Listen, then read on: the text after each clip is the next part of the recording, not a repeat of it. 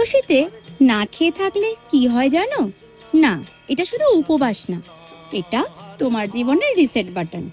আমরা ভাবি একাদশী মানে শুধু খাবার ছাড়া, কিন্তু আসল উপবাস হলো নিজের ভিতরে খারাপ জিনিসগুলোকে ছাড়া।